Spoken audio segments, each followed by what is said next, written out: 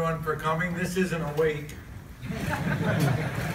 When I told Ward when I first came here, and Don Canham had recruited me, it was the third time he had asked me to come back to coach Michigan. The first time I was still playing for Detroit, and the second time I was coaching in St. Louis, and the third time I was an assistant coach for Scotty Bowman in Buffalo.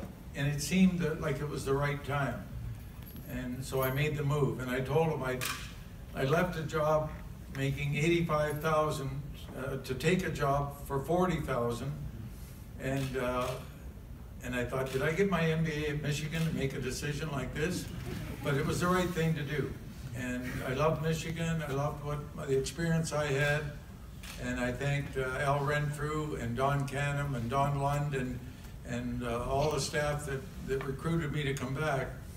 And then Canham said, when we had a press conference like this announcing the new coach, Canham said, well, you're 44, you don't want to be coaching when you're 55. And I guess I didn't listen at the right time. And although my wife is not sure yet, when I left the house this morning, she said, are you sure you're doing the right thing? And I didn't remind her, but I remember the day we got married, 56 or so odd years ago. And I was walking in the church, and one of my best friends who was in the wedding said, are you sure you want to do this? And so I was sure. I didn't like getting married, but I wanted to be married. I don't like the fact that we're going through this, but I want to be retired, and I want to get out of the way for the next coach to take this program to a high level. I've been so lucky to be here. Like Ward gave you some pretty good statistics. I don't think we did as well as we should have. With the players we had and the teams we've had, now I can blame the referees, I can blame it. We had a lot of situations that we didn't like that ended our season. And we had a couple of good ones that ended it the right way. But I thought we could have done better. And I still think we can do better, and that's kind of what keeps me going. Rob Palmer's here. Rob was one of our grad assistants in the early days when we tried to figure out how to play better defense. And Rob had been a pro defenseman and came back and got his MBA. I see Sue Shan is here, and she's helped a lot of our players in school.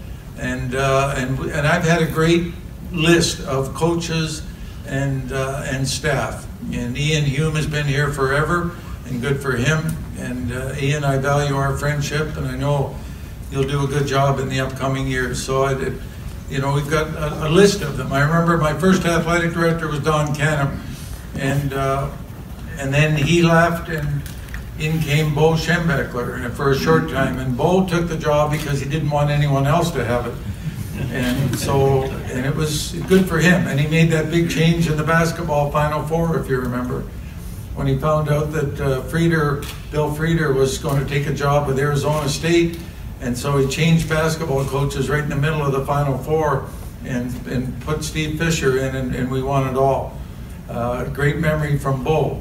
And then it was on to the next athletic director. We had Joe Roberson, we had Tom Goss, and who else did we have after that? We had Bill Martin and Dave Brandon and Jim Hackett for a short time. And now we have Ward Manuel. Ward used to be our administrator for Hull. If there's anything that you need done in the department. I love Michigan. I love this program. It's been at least half of my life. And when I consider playing here, coming back to grad school, of course going to school here, and then my annual visits to see my old coach Al Renfrew. Speaking of that, the first two calls I got this afternoon, I don't know how people find out so quick, but as soon as that went on the wire, Brendan Morrison calls from Calgary. And Brendan's one of my favorite people, one of my favorite players, and he did it all, he did it right, and so on. But he just reminded me of the good years and the good days and so on. And so it was good to hear from him. And then the next call was, and that's been my, I would say, my motivation to help these young guys, help it change their lives and live their dreams. I've always felt strong about there's life after hockey.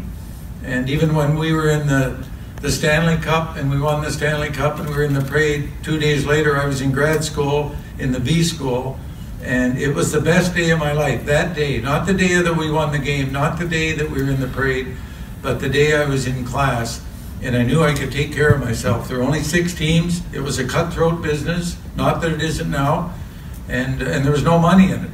So at that time, I felt I was doing the right thing coming back to grad school. I was the only player in the NHL with a college degree. Everybody thought I was goofy, and I must be some kind of a nerd. And then I had my MBA as well. So I was preparing for life after hockey. So I could go on and on about what it's like and how I feel now. I feel good. I don't feel relieved. I still feel I've got my thumb on the program. I'm concerned about today, tomorrow, and the next day. But there's going to be a time in the near future when Ward will announce a new head coach at Michigan, and he'll have my support. So on that note, I will take any comments or questions.